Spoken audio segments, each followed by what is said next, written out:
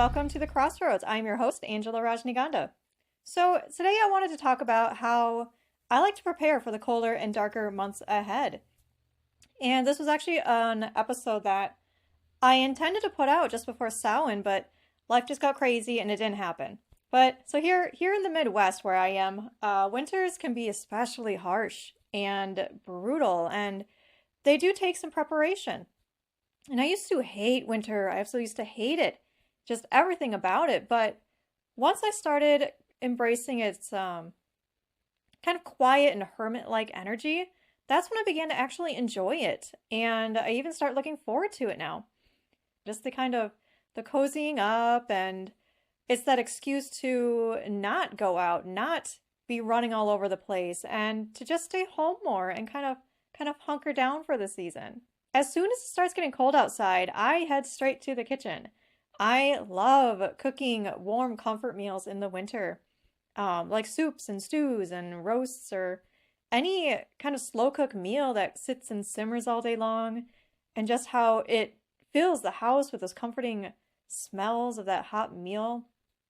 And baking too, whether it's breads or something sweet with cinnamon and maple and other warm spices like that. There's just something about the colder months that makes me want to bake just constantly.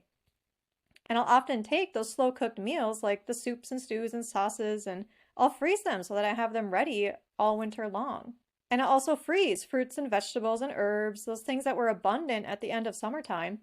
And I also like to make jams and apple butters and pumpkin butters and fruit fillings for pies and desserts, and all to enjoy later on. And I'll dry my herbs too, all those herbs from the garden. And I'd also love to get more into canning, but right now I just don't have the space or the time for it, but that's definitely on my list. And around this time of year, I also start stocking the apothecary and the pantry.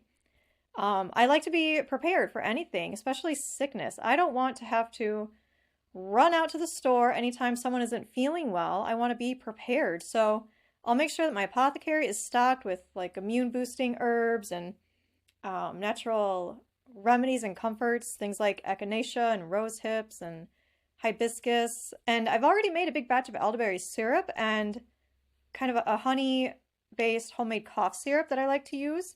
And then fire cider is next on my list. I've never done it, but I want to do that next. And I also like to stock up the pantry with things like rice and beans and oats and all my teas, coffee, cocoa, honey, flour, and all the other baking essentials. Just anything that is good to have on hand, all of those basic pantry staples.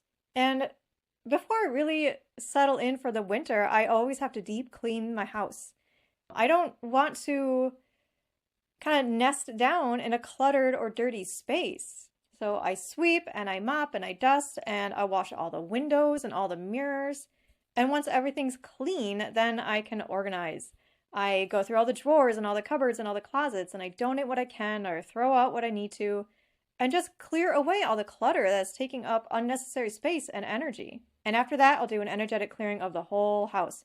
I'll do a big, heavy smudge of every single room, and I'll open up all the windows and let all the stagnant air and energy out, and then bring in that fresh air and that sunlight. And I'll do an energetic clearing as well, bringing in white light all through the space, all through the home. And I'll close and seal any spiritual portals that may be open in our space, because sometimes those things just open up. Things that aren't for your highest good, that are letting in creepies. So I make sure there's nothing like that going on. And then also clear out any entities that may be lurking. And I'll ward my home heavily. This is something I do right before Samhain, and I always keep very strong protections around my space. And right before Samhain, when the veil is the thinnest, I like to refresh and amplify those protections to get through those darker months. And I won't give away all of my methods of doing that, because I need to keep myself protected and the space is very public. But I will share a few of the things that I like to do with you. To start, I like to place energetic protections and seals around all of my doors, all of my windows, and mirrors too. Making sure to clear every single mirror, because mirrors are infamous for having portals in them or entities lurking in them, and they like to spy on you through these mirrors. So I make sure to clear every mirror, close any portals that may be in them, or clear out any entities, and put protections around the mirrors as well. And this is one of the reasons I'm very, very against having mirrors in the bedroom, because this is where you sleep. This is where you are wide open, and this is where they just cause the most troubles. Don't have mirrors in your bedroom, okay? And then outside my home, I'll use black salt all around my home to create a boundary, and I'll use cascarilla chalk to draw sigils on doors, under doormats, windowsills, things like that.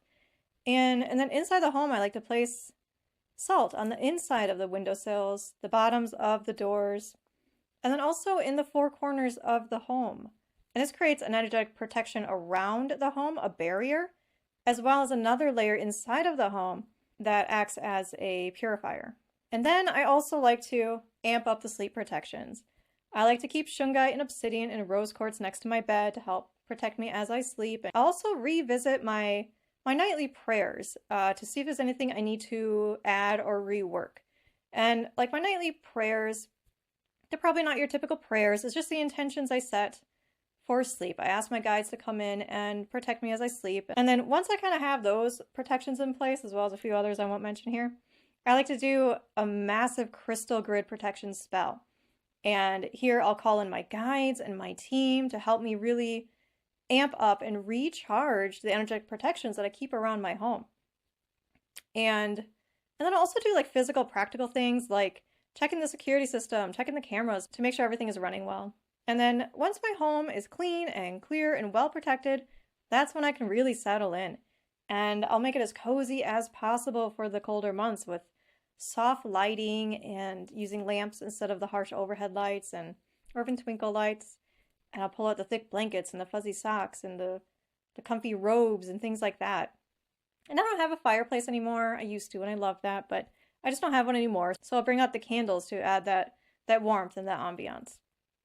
And I light incense and candles with like cinnamon or clove or other warming scents. That's always really nice. Vanilla maybe.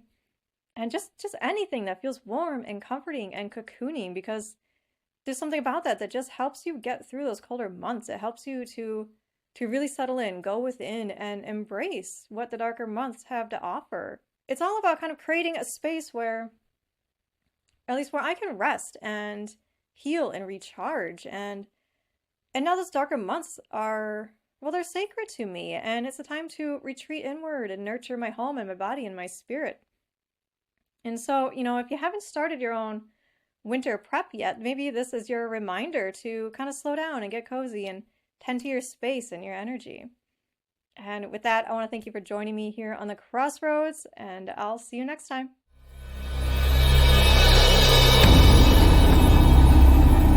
Thank you for joining me at the Crossroads.